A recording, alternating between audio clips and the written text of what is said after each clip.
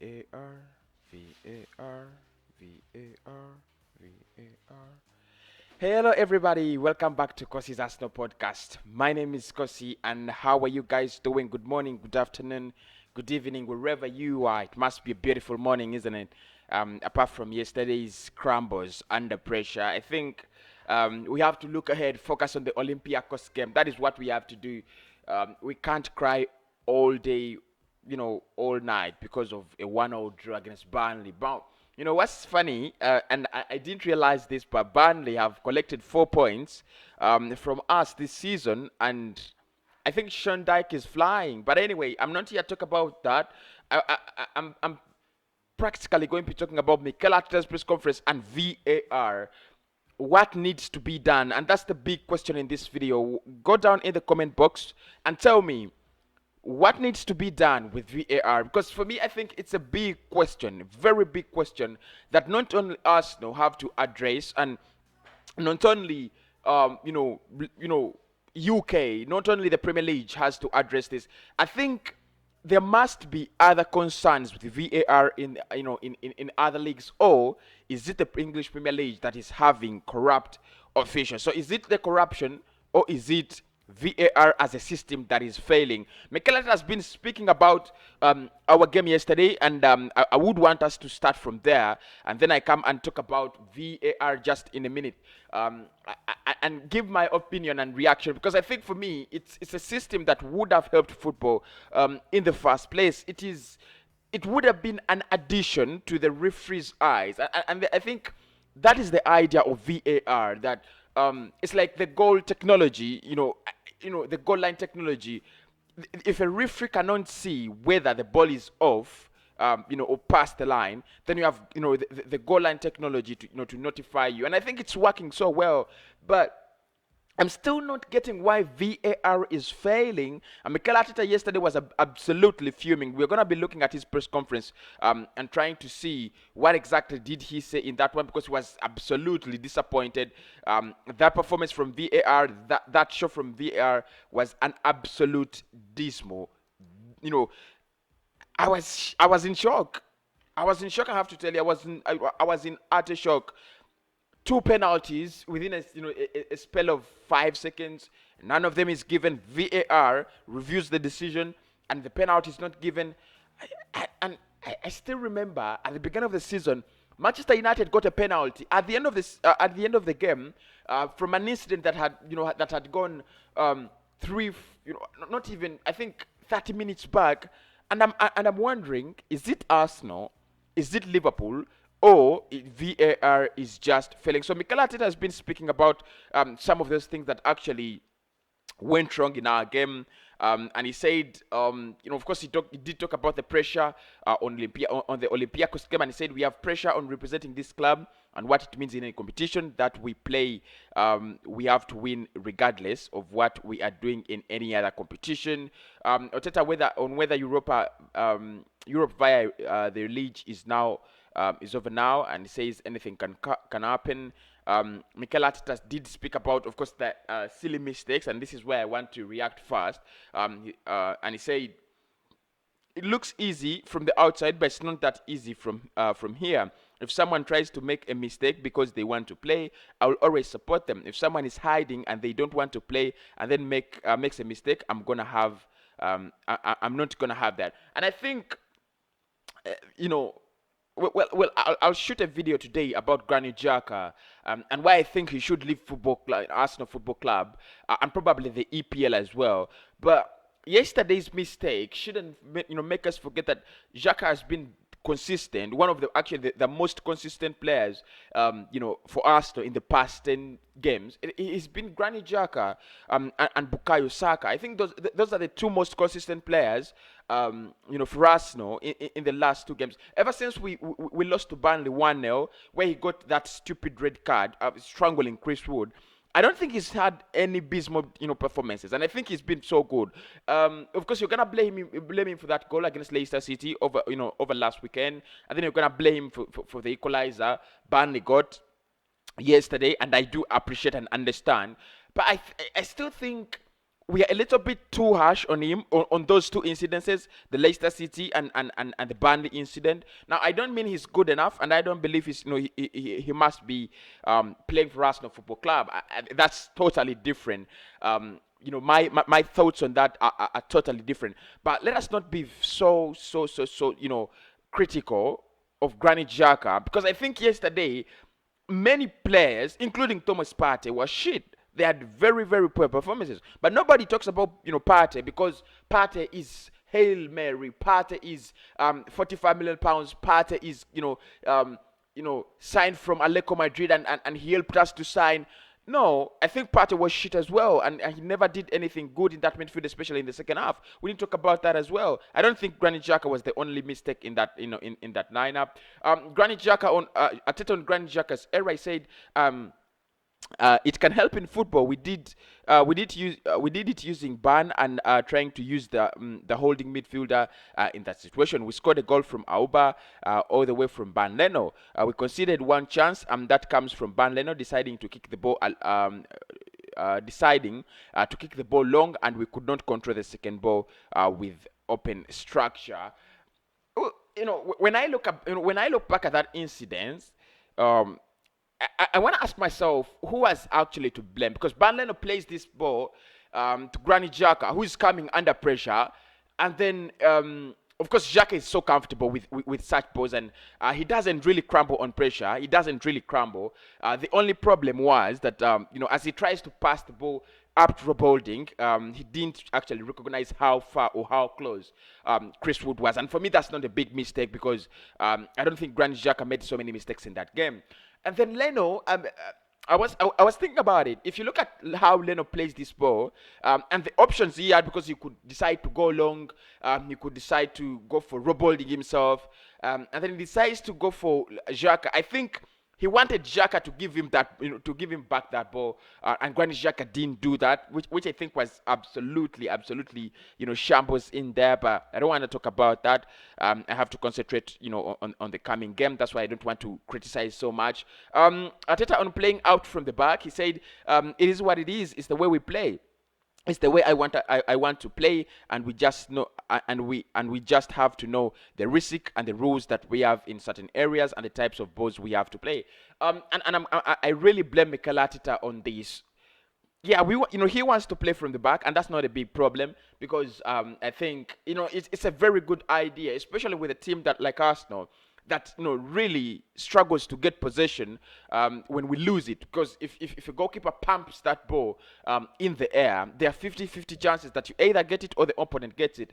And if the opponent gets it, Arsenal is so poor at regaining possession, and we are also poor at retaining it as well, especially under intense pressure in the midfield. So I think that the beauty about Mikel Arteta's idea is you start with the ball and you can keep it for some time as you build the rhythm, as you build the momentum, and I have no problems with that. My problem is that, do you have the quality of players to play from the back? And that is the big question.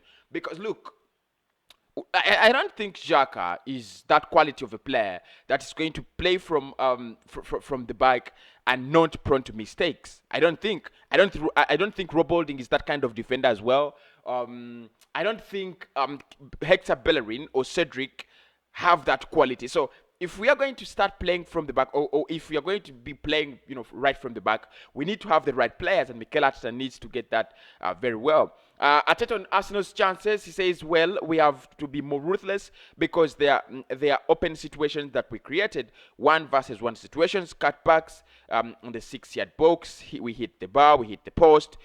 We had a shot blocked when their keeper was beaten. But it is what it is, and look, I have no problems with this. I think he's spot on. He's very right. We've got to start taking our chances. Just imagine if that was Olympiacos, and the first leg in their in Greece had ended 0-0, and then you're at the Emirates Stadium, you're missing such chances, and then it ends 1-all, you're out. And I think that is where we need to be more ruthless and clinical. Arteta on the result, he said, I'm disappointed with the result, but the reality is when you come here, which is tough to play, which is a tough place to play, and you generate the chances that we created, don't score enough, give a goal to the opponent, and then don't get decisions that you should get, it becomes difficult to win a game in the league. Arteta on the penalty shot says, I think it's obvious and clear. There is no debate of that, or there is no debate about that. If that's not a penalty, I think somebody has to explain to us what a penalty is in this league. And he says, Arteta on the wasted chances, he did say, you still have to come here and win the game with what you produce. If you don't, you have to look at yourselves and then find any other excuses. We have to be 2 or 3-0 up in the first. That's Mikel Arteta's press conference. Of course, he did talk about VAR and a couple of other issues. Like I said, my main concern in this one is VAR. And that's where I'm gonna discuss. Of course, I did react to his press conference because I really do like. I don't like his, I don't like his press conferences and the way he answers questions. Yeah, but I really like I like taking notes from him and quotes from him because I think he's one of those managers that really brilliantly answer questions. Although he's a little bit boring, I know he's so boring, but he answers questions very well, and you could see he was a little bit stretched and moved with that VAR question and decision because it was ridiculous, and everybody knows that, and everybody has to believe it. It was ridiculous. There is no way you're telling me Pepe couldn't get a penalty on both of those occasions. Peters grabbing the ball, in the in the penalty area. But let us talk about VAR just for a minute. Look, this is not about us, though. This is about football as football. For me, look, I think VAR is spoiling football. First and foremost, the passion. You have to take 5 seconds, least 5 seconds, to celebrate a goal because VAR is checking it, and then finally after 5 or 10 minutes 10 seconds, then you go into the celebration corner. For me, it doesn't make sense. By the way, it makes the ball it makes the game very artificial. It makes the game very plastic. It's so boring for me to see someone score a very beautiful header and they are standing waiting for for a machine to decide whether that's a goal. And I know that's the reason as to why VAR was brought in. It was brought in to rectify such errors. Was he offside and so on? But for me, it just makes the game boring. Just makes the game very artificial, and that's one of the reasons as to why I do not like VAR. But that's not the biggest reason why I think VAR is total shit and crap. The reason is it's making more mistakes than the referee on the pitch. That's the problem. In that game, you would have thought about it, and you're like, okay, referee decides to go to VAR to check if that's a penalty, and there is no way you have, the video assistant referee has a lot of time. They can take all their time. You're not like the referee in the middle of the pitch who has around 5 seconds, 6 seconds to make a decision. You have a lot of time to look at this, look back at it, and make a decision. And they're getting it so wrong. I don't know what's happening, but the disparity is so big. The difference between what fans expect and what football fans see and what everybody sees and what VAR sees is so different. The gap is so wide, and I don't know why. Somebody needs to explain why VAR is, because it's either VAR has other football rules it's implementing and we are not getting them, or the truth is VAR is just shit. Because look, I don't get it. This is a TV, this is technology that is having time to decide on how to implement football rules. And I don't know how they're getting it so wrong. I just don't know how they're getting so wrong. Look, it's either we need to get this referee rule changed, this VAR rule changed. The referee should be going more often to the screen than rely on the VAR official, because for me that's what is going to actually redeem football in UK. And it's just so wrong. It's just so wrong. And why I say in the UK is, in Germany, in Spain, there are not so many of such incidences, and that's why many people actually think VAR is corrupt. And this might be true in the next 5 or 6 months, or even after 1 year. We might start hearing investigative pieces of how people were being corrupted before they entered the VAR room, and that's going to be so ridiculous. I'm telling you, that's going to be so ridiculous, because it's gonna really reduce VAR to some sort of stupid system that was brought in to manipulate rather than rectify the mistakes in football. So it's so amazing how that wasn't a penalty, but it's so amazing how VAR has actually cheated Arsenal this season in a couple of occasions, and also cheated Liverpool, because I think if there is a club that has suffered at the hands of VAR other than Arsenal, it's been Liverpool. And many Liverpool fans, including Craig at the Anfield Agenda, will tell you that VAR is against us. But look at Arsenal. What should we say? The fucking VAR is on our side? I don't think so. So I think they need to rectify this system, because if these shambles happen in the Euros, it's going to be so embarrassing to football. It's going to be, because football is a sport you think is ahead of games like basketball, of games like hockey and rugby. And you see basketball is investing a lot of money, and they're trying so hard to improve their brand and their quality. And I think football is ahead of them. But if you do not change such small scratches on the brand, after some time they're gonna become big scratches, and everybody's gonna see. My name is Kosi, and that's what I think about VAR and Mikelata's press conference yesterday. Just tell me what you think about VAR. What should be done? That's the biggest question, because I think it was Craig Paulson or Mike Dean who said that if you take away VAR, the fans on the next day, the fans will be saying that should have been a goal, that should have been a penalty if VAR was here. And I totally agree. It might be too late to take away VAR, like many of us would want, because for me, I want VAR out. But it might be too late. But what should be done? Why is it going so wrong? Smash a like on this video if you like the content, and subscribe to the channel if you want to see more of these of such videos. Please get involved in the comment box and tell me what you think about video assistant referees.